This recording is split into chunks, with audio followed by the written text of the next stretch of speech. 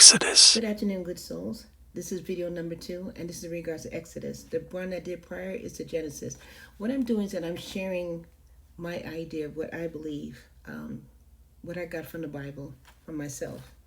And I just want to share that with you, So the last one I did was Genesis, and now I'm doing Exodus, right? And I just want to thank you for listening to my content. Thank you for content, and thank you for supporting me in previous videos, and thank you for supporting me since day one from on other accounts that I have, including this one. Thank you.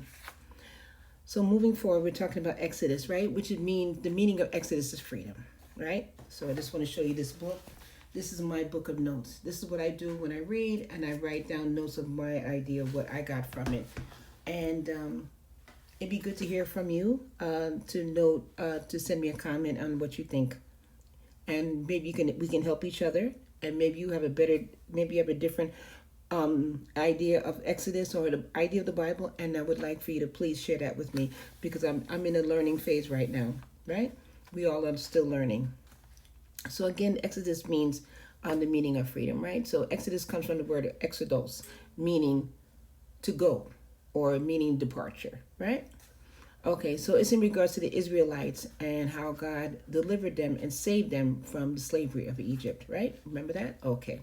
So what it is that it mostly consists of God's deliverance, a powerful intervention to free his people from slavery, right? From oppression, right? It shows God's commitment to his covenant, like his promise with the Israelites, and his power over earthly rulers. His power over earthly rulers. That means earthly rulers, meaning human beings, are oppressing other human beings. And God is showing his promise that he would help us get through it and get us out from oppression under the earthly beings that are higher than us. Get it? So it comes with, how it goes with the plagues and the Red Sea departing, dramatic displays of, that divine power, right? Okay, so the covenant was came from was at the Mount Sinai, and you know how that went, right? So we don't need to get into any stories how Moses went to go up, he got the tooth, whatever. So Exodus is just about leaving. It's just about leaving Egypt, but Egypt is just like a form for us in this world today. Everything right now is leaving Egypt, right? Like New York is Egypt, right? Babylon, right? The United States, Babylon. And it's just a matter of us getting us out of Babylon, right? That's just an example. Don't take it the wrong way. It's about what happens after the departure. So now you pack up your bags or whatever your goods, and you're walking on your foot with your staff. You're walking across country, and now you got away from the oppression. Now it's all about what happens after you get freed, right? So what happens after they get free? God gives us gives them the 10 commandments and other laws, right? So this covenant is a relationship with God, right? So God is saying, I'm giving you this, you follow this, and you do this, I promise to give you this, right? We know that. So God forming a relationship with his people, right? Now what this is that at this point now, we're transitioning, which they transition from a group of enslaved people to a nation. So they're no longer enslaved, right? So we went from enslaved people to a nation, right?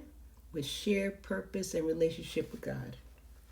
Now, in Exodus, God's presence is a solid reality from the burning bush. The burning bush, the pillar of clouds, the fire that guides the Israelites, and God is actually involved in their lives, right? So the tabernacle, which is described in detail, right, becomes a symbol of God's dwelling among his people. Now, in regards to the freedom and responsibility, once you become free, now this is your responsibility now that you are free. Now, the story is it's like a liberation from oppression, right? And the Israelites are freed from slavery, and they are given responsibility to live according to God's laws, and is to be a holy nation, because that's all God wanted. He said, listen, I help you out of slavery. I got you out of there. I need you to do something for me. I need you to follow these laws, and please be a holy nation, because that pleases me, right? Now, true freedom is shown in Exodus, right? It involves both the liberation from oppression and acceptance of divine guidance from the Most High, which you know. So I didn't write anymore. So what I'm saying is, as far as this now, is just that right now we are in an oppression state, and we can get out of it if we just do the laws. If we just reach out to God. Because God couldn't have responded to the Israelites to get them out of Egypt if they didn't cry for him, right? He said, I hear my people crying. And he got Moses to get our ancestors out. So what I'm saying as far as today, if we just happen to just follow just 10 commandments, 613 laws combined into 10 commandments, God can deliver us from all of this. But you have to believe in his divine guidance. You have to believe in what you can't see and what you can't hear. Time and time again, God has shown us miracles that he saved us from, and we still not doing what he asking us to do. And I'm guilty of it too. That's why I'm doing this today. Because I'm one of the people that didn't do it. I'm still struggling. But I just want to share my struggle with you. And if you're struggling, you're not alone.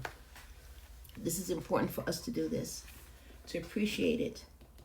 That's why we're back in oppression. That's why we've always been in oppression, because we're not doing the simple laws. And if we just do that, God can hear our cries like you heard the Israelites in Egypt. Thank you.